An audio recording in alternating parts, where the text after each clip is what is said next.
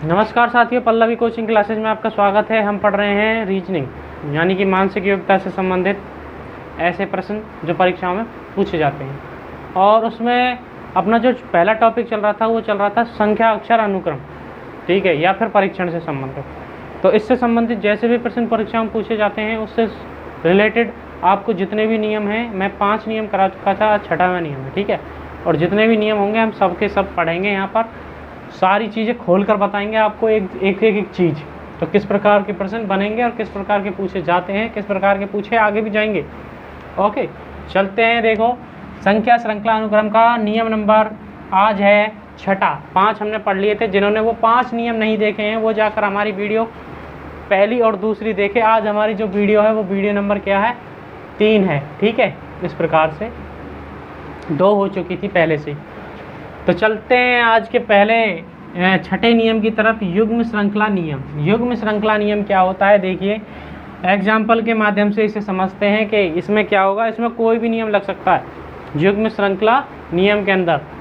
कैसे लगेगा, तो देखिए अपने पास एक सवाल दिया गया है 1 2 3 3 4 7 5 6, आगे पता नहीं क्या आएगा।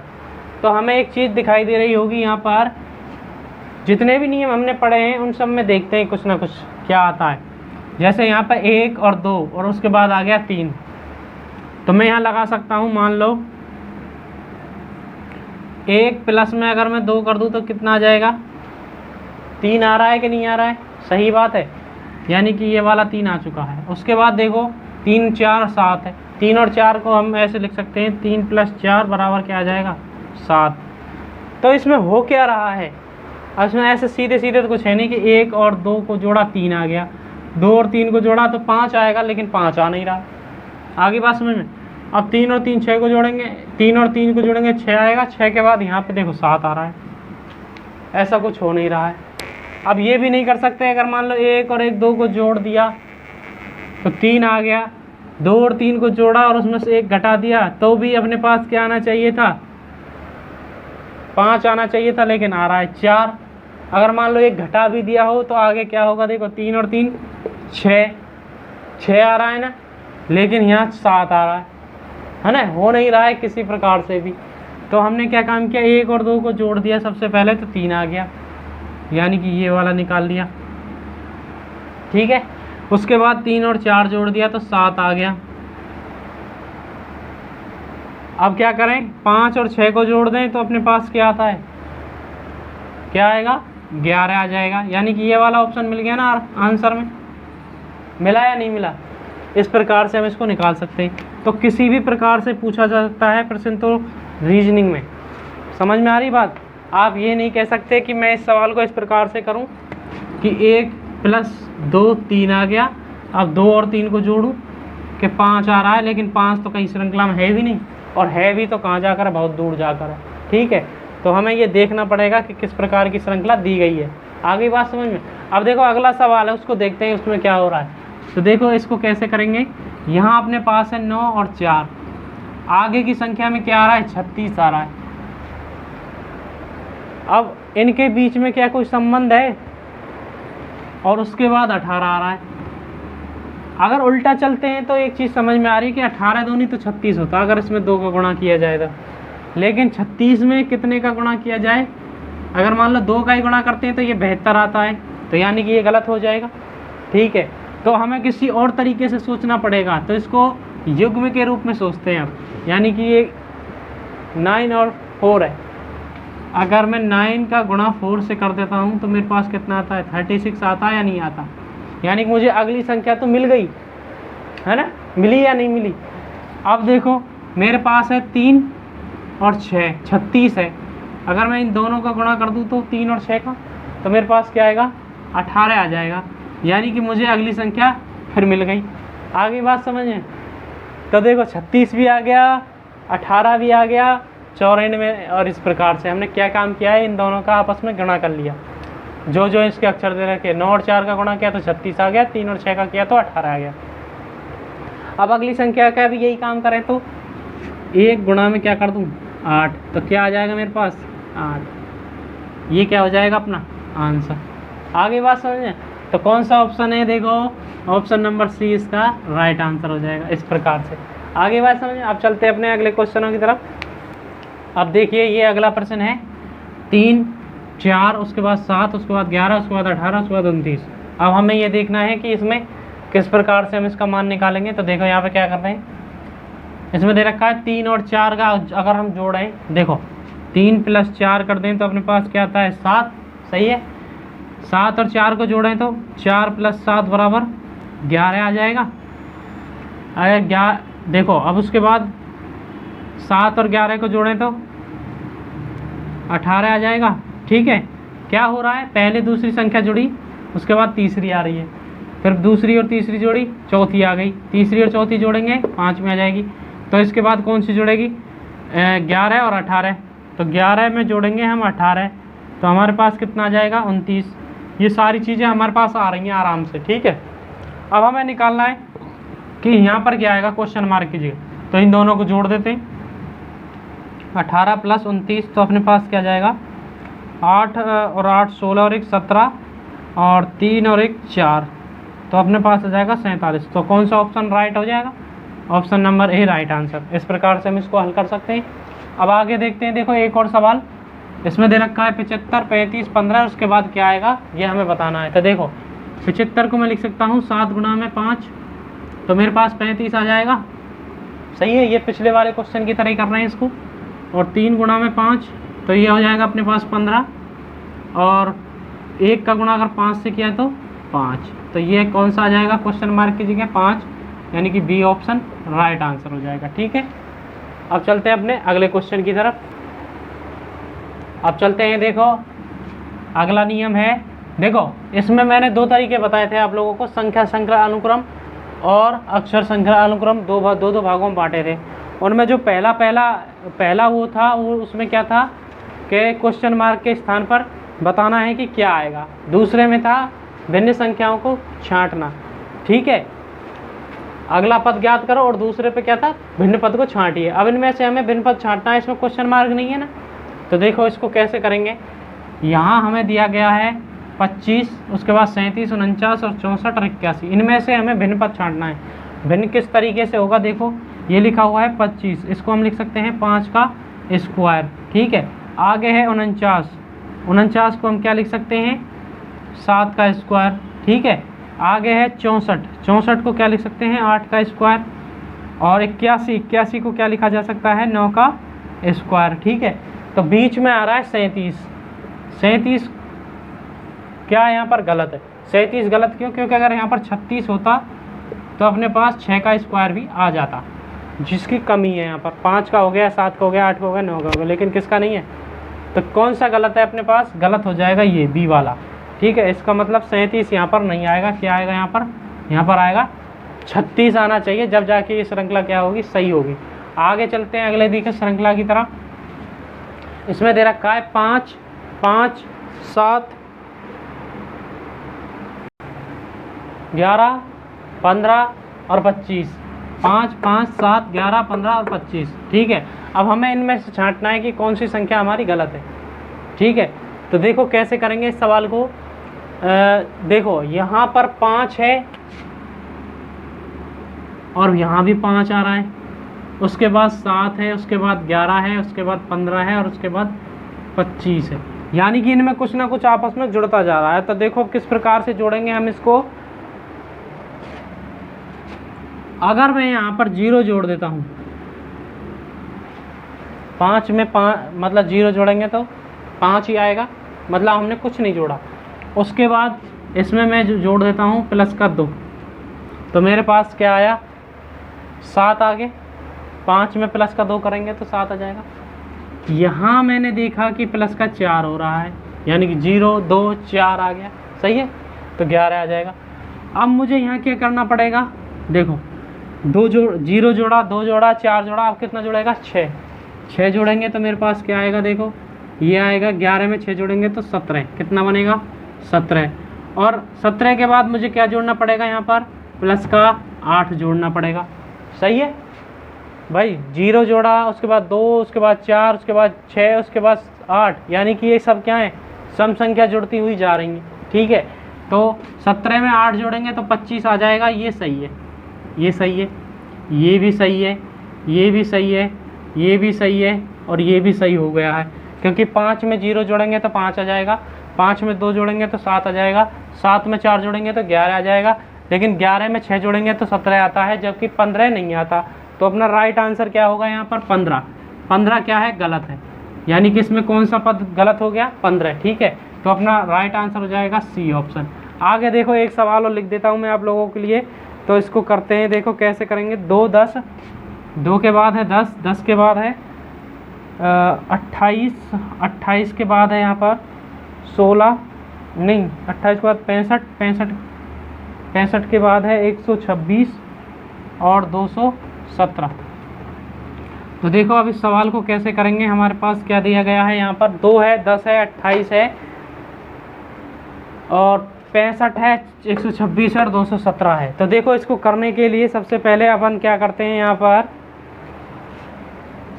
यहाँ इसको देखते हैं और इसको देखते हैं और इसको देखते हैं और इसको देखते हैं, इसको देखते हैं। मुझे यहाँ एक चीज़ दिखाई दे रही है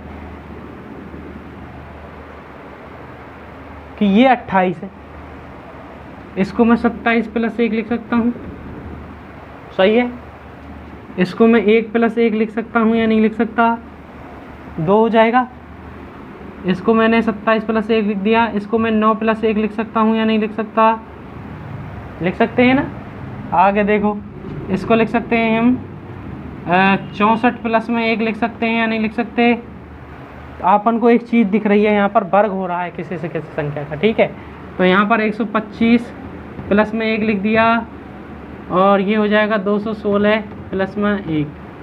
अब ये वर्ग भी है और क्या हो रहा है यहाँ पर? क्यूब भी हो रहा है, घात 3 भी बन रही है। तो यहाँ पर मैं लिख सकता हूँ, अगर मान लो यहाँ पर मैं लिखूँ 1 की घात 3 + 1, तो 1 की घात 3 का मतलब तो 1 ही है। समझ में आ रही बात? यहाँ पर अगर मैं देखूँ तो मेरे पास है 3 की घात 3 + 1, सही है। 3 × 3 = 9, 27 + 1 ये आ गया। यहाँ पे क्या है? 4 की पावर 3 + 1, यानी कि 4 चौक 16, 16 चौक 64, 64 + 1 ये आ गया, सही है। इसको मैं लिख सकता हूँ 5 की पावर 3 + 1, यानी कि 125 + 1 आ गया। इसको लिख सकते हैं 6 की पावर 3 + 6 की पावर 3 + 1, इस प्रकार से। तो यहाँ पर देखो क्या कमी रह गई, यहाँ पर क्या है? यहाँ होना चाहिए था 8 + 1, 8 + 1 होना चाहिए था, यानी कि 2 की पावर 3 + 1 ये बनता। तो यहाँ पर क्या आना चाहिए? 8 + 1 बराबर आ जाएगा अपने पास, कितना आएगा यहाँ पर? 9। तो यहाँ 10 की जगह कितना आना चाहिए था? 9 आना चाहिए था राइट आंसर, जब बनते ये लाइन। मतलब इसमें भिन्न पद कौन सा हो गया? 10। 10 क्या है यहाँ पर? भिन्न पद है, ठीक है। अब चलते हैं, ये हो गई अपनी संख्या श्रृंखला अनुक्रम परीक्षण। अब इसके कुछ एग्जाम्पल कर लेते हैं। अब चलते हैं, देखो अपने उदाहरणों की तरफ।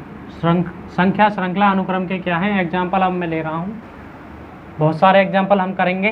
तो देखिए, शांति से देखते रहिए और पढ़ते रहिए हमारे साथ, समझिए इन क्वेश्चनों को कैसे करेंगे।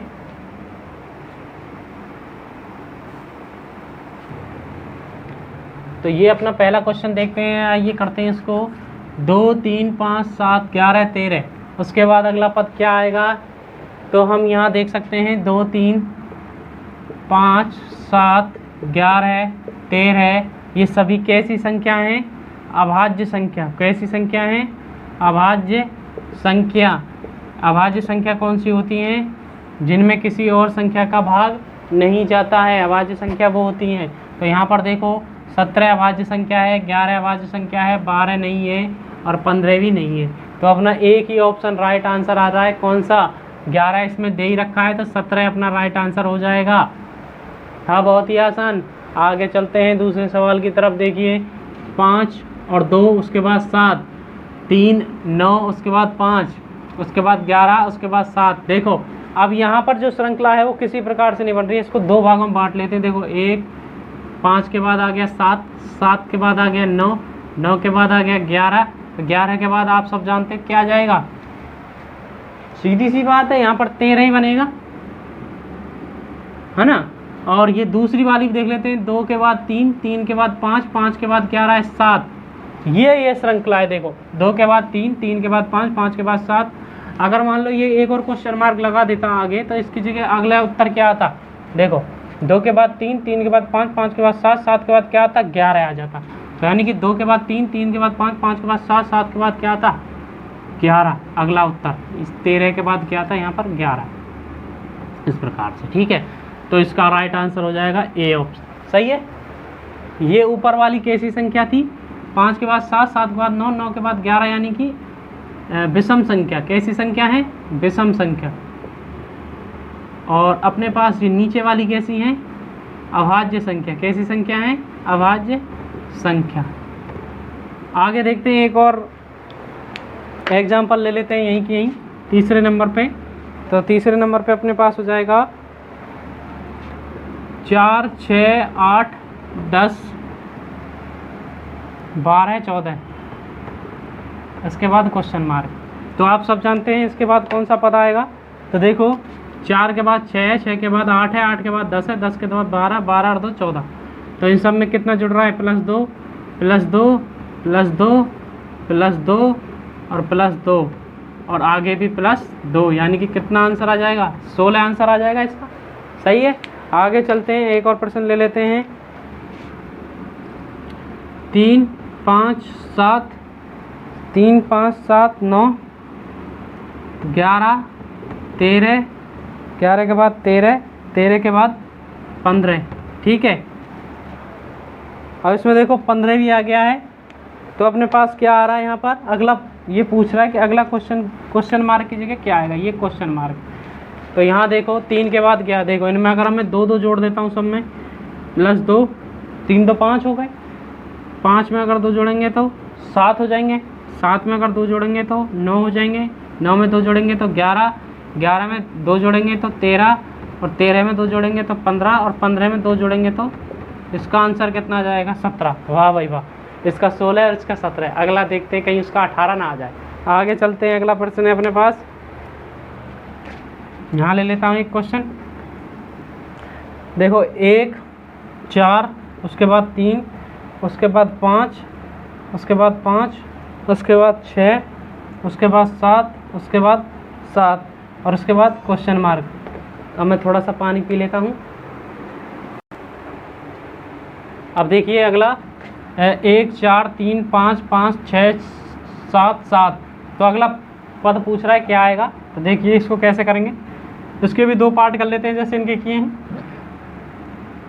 1 के बाद 3, 3 के बाद 5, 5 के बाद क्या आएगा? 7 और 7 के बाद सीधी सी बात है 9 आ जाएगा, है ना। 1 के बाद 3, 3 के बाद 5, 5 के बाद 7, 7 के बाद 9 और देखो 4 के बाद 5, 5 के बाद 6, 6 के बाद 7 और अगला पद पूछता तो 8 आ जाता। सही है। अब देखो 1-2 क्वेश्चन और कर लेते हैं इसके ऐसे ही आराम से। बहुत आसान आसान प्रश्न आते हैं इनमें।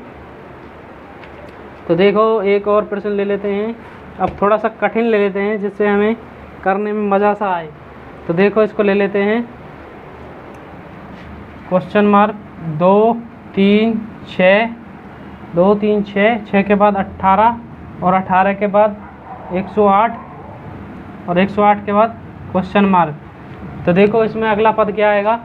तो अगला पद कैसे लाएंगे? देखो यहाँ अपने पास दिया गया है 2 और 3। तो इन दोनों का अगर मैं गुणा कर देता हूँ 2 गुणा में 3 तो मेरे पास 6 आ जाता है। सही है। उसके बाद 3 का गुणा अगर मैंने 6 के साथ किया तो 18 आ गया। ये अगला पद आ गया। अब देखो पहले इन दोनों का किया उसके बाद ये पद आया, फिर इन दोनों का किया तो अगला पद आ गया। तो अब मुझे किसका करना पड़ेगा? 6 का गुणा 18 के साथ। 18 छिंगी 108 होता है। सही है।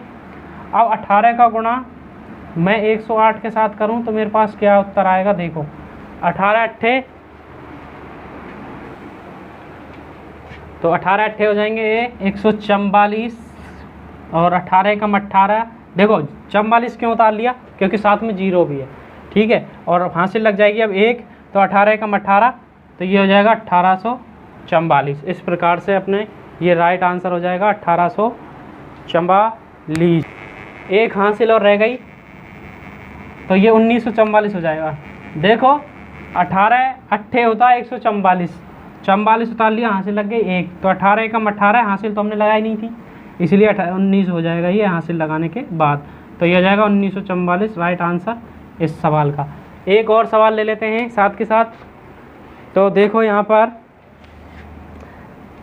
क्वेश्चन में है 3, 4, 7, 11 और 18। अगला पूछ रहा है कि क्वेश्चन मार्क के स्थान पर क्या आएगा। ठीक है, तो इसके ऑप्शन हैं 29, 40, 21 और 8। तो देखो इसको कैसे करेंगे। यहाँ सीधा सीधा दिख रहा है कि 3 में अगर मैं 4 जोड़ दूँ तो 7 आ जाता है, सही है। तो इसको ऐसे कर लेंगे कि 3 में अगर 4 जोड़े तो 7, और 4 में अगर 7 जोड़े तो 11, और 7 में 11 जोड़े तो 18। तो 18 में कितने जोड़ दिए जाएँ, 11। तो अपने पास उत्तर आ जाएगा, कितना आ जाएगा, 29। ये अपना आंसर हो गया। ठीक है, ये थे हमारे आज के प्रश्न। अगर आपको हमारे प्रश्न समझ में आ रहे हैं या रीजनिंग की जो विषय है ये समझ में आ रही है, तो हमारी वीडियो को लाइक करें, अपने दोस्तों के साथ शेयर कर दें, हमारे चैनल को सब्सक्राइब कर दें और बेल आइकन को दबा दें, जिससे आपके पास नोटिफिकेशन पहुंचते रहें और पढ़ते रहें, मुस्कुराते रहें। धन्यवाद।